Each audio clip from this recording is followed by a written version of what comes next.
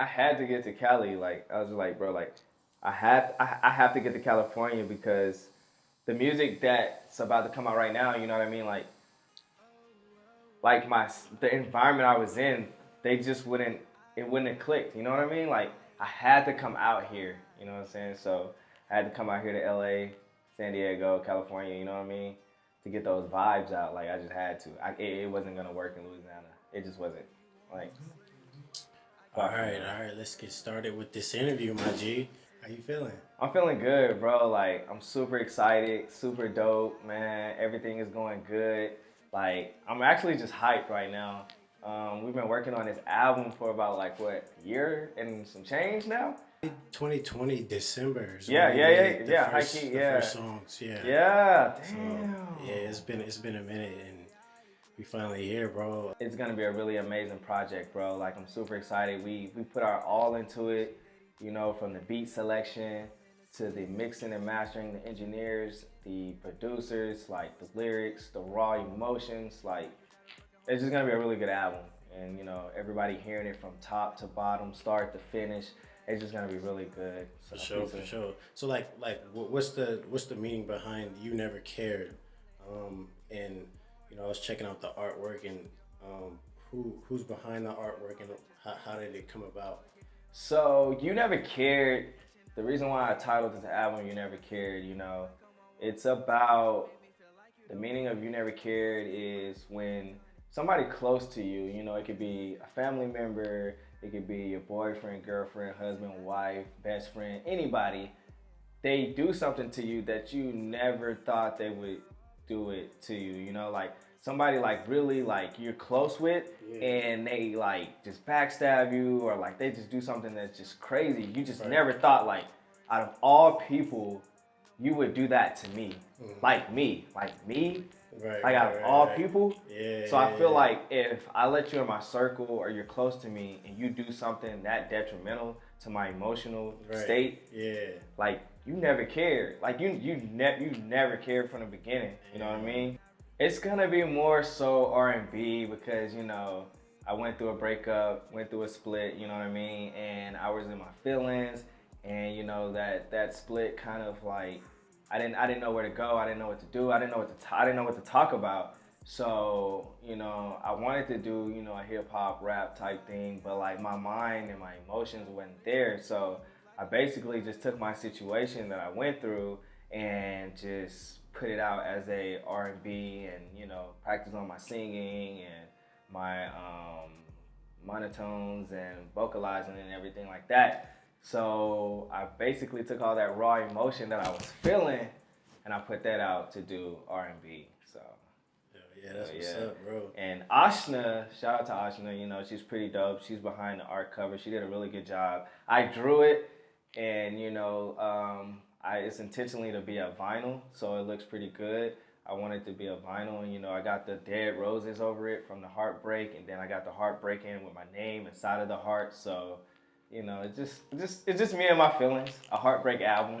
Right, So, And you just recently moved to San Diego, right? yeah, From so like Hawaii. yeah, so at first, for all my new listeners, you know, I'm in the Navy and I was stationed in Hawaii. So now I'm over here in San Diego, and I moved over here about a year and a half ago, almost 2 years ago. So since I've been here, just been hitting the ground, working. Me and BJ just been learning new things about you know the industry and how we can make Arkhive Art Association better.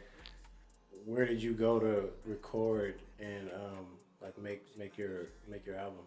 So shout out to Crystal. You know, she's one of the best engineers you can get out here in the Hollywood area. Like she's super dope. Like that's who I first contacted when I was like on my way over here. I was like on Instagram looking up people to studios, and I found her. I ran across her, and I think she had just opened her studio about a month ago when I came. Then we locked in, and when I first locked in with Crystal, I was just like, oh, like she's a really good engineer. You know, she's like She's gonna let you know when something's not right. She's gonna let you know when something's missing. She's gonna let you know, no, this take is not good. That take is not good. So no, I haven't seen it in the studio, man. Crystal go hard. yeah, man. so Crystal makes sure she'll like tell you to change something or give you an idea, and it's really helpful for the artist. Like from what I've seen, you know what I mean? Like, because a lot of times in the studio, like if the engineer doesn't have ideas and stuff like that, you know, it's just all on you, you know what I mean? And to have that support and people giving constructive ideas, that's real helpful, you know what I mean? So shout out to Crystal, you know what I'm saying? She doing her thing, she going up for sure. Yeah, she really is, and that's one thing like artists need to know is like you know, you gotta have a good engineer, but you also have to be willing to give and take with your engineer. You know, you have to.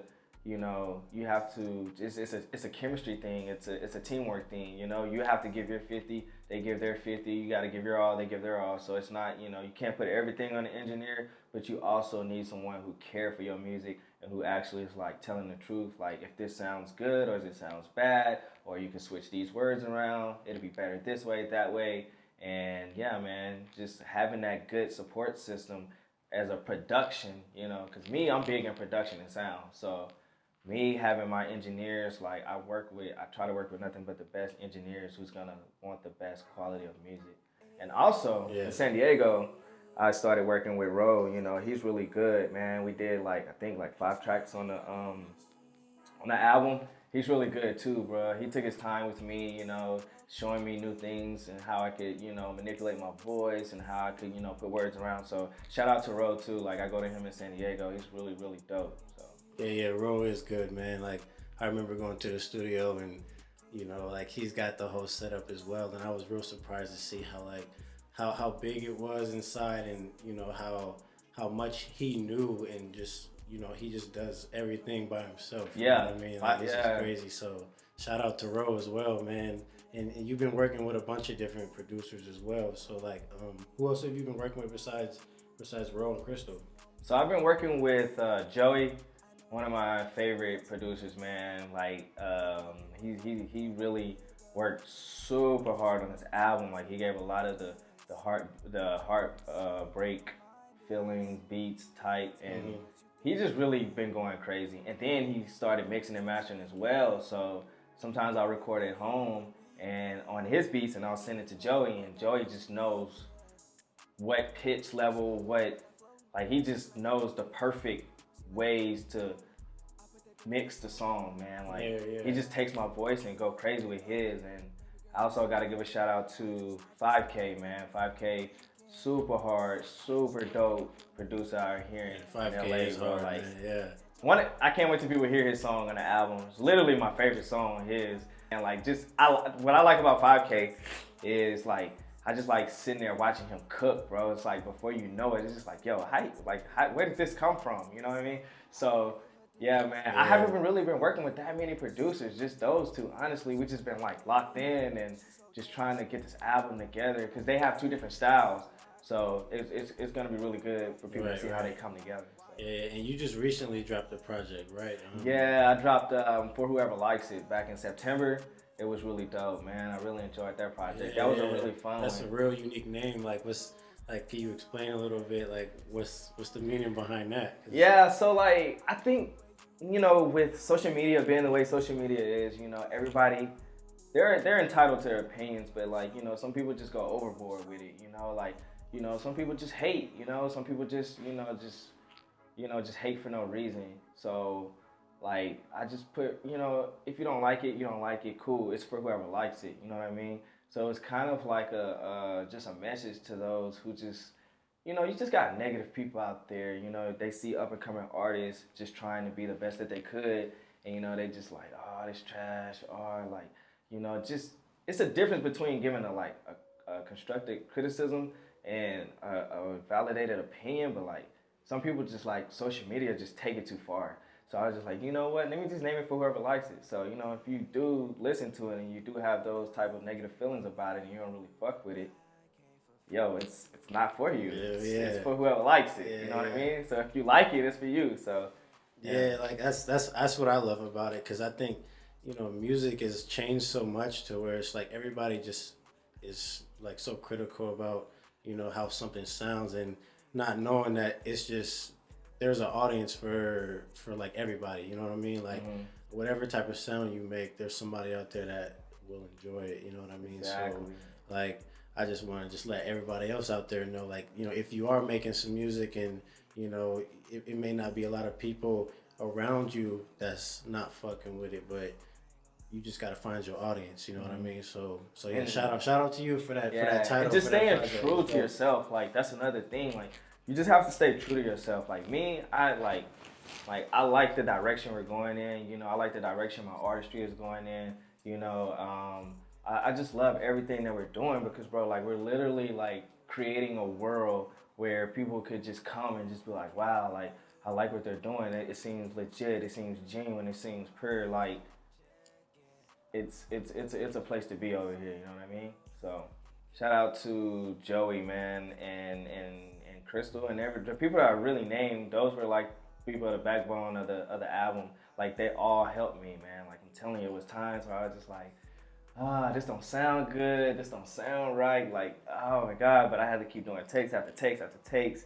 And like, we just finally got it right, man. And those people that I already named, like, they're like the big shots of the album, bro. Like literally without the producers and engineers, like I couldn't have done this. Like, and also BJ, like just couldn't, like without a team, you can't do this on your own. Like you literally need a team full of genuine people to get you where you need to be. So yeah, bro, that's that, man. Zaiv Douleur, you know what I mean? The album coming out February 14th, 7 p.m.